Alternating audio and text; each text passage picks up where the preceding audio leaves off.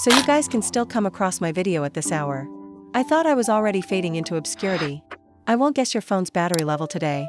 Same old rule, give me a shout if you see this. Or leave a comment on the right to let me know I haven't completely faded away.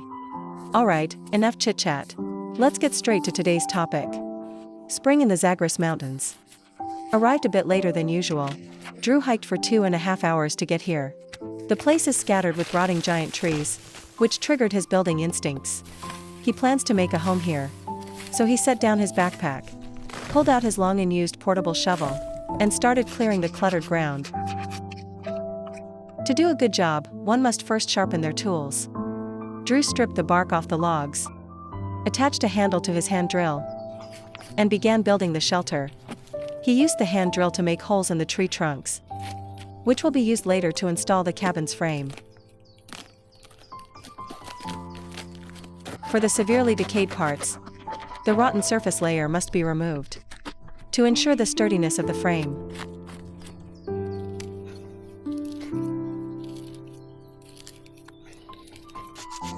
For the roof frame, Drew chose this kind of flexible branch. After removing the excess twigs and cutting them to the right length, they can be inserted into the pre-drilled holes.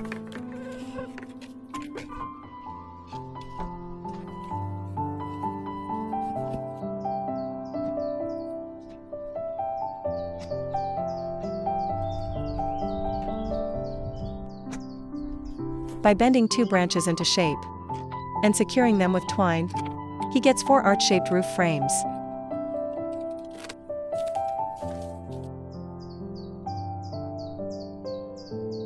Next, he gathered a batch of logs of the same length and tied them to the roof frames.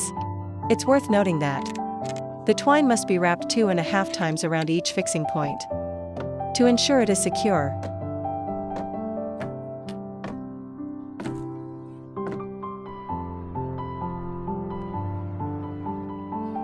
The wall at the back of the shelter requires thicker logs.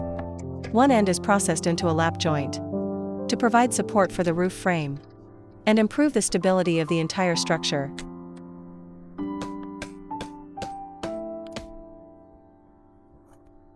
As for the space beneath the giant trees, directly wedging in appropriately sized short logs is enough to block small animals from intruding. For the main door wall, which acts as the facade, Drew adopted a more reliable construction method.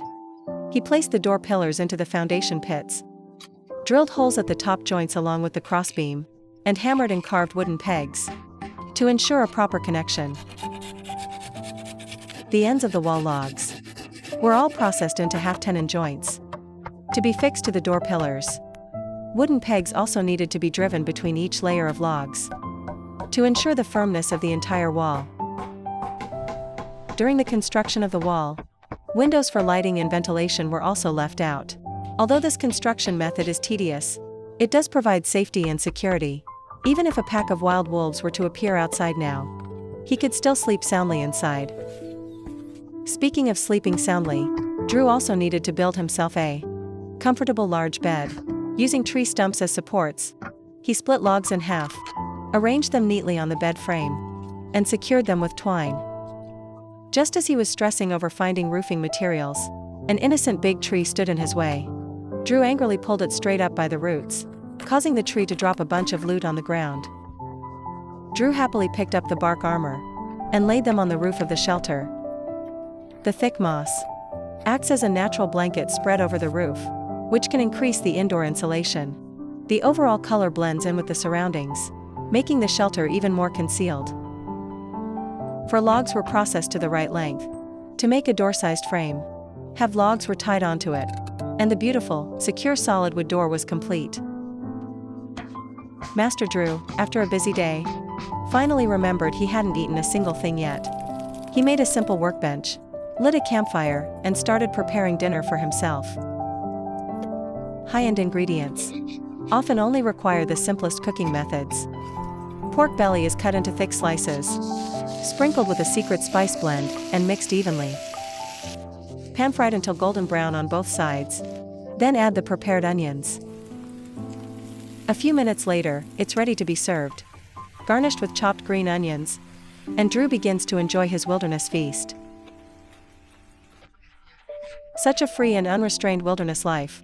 Wouldn't you like to give it a try too?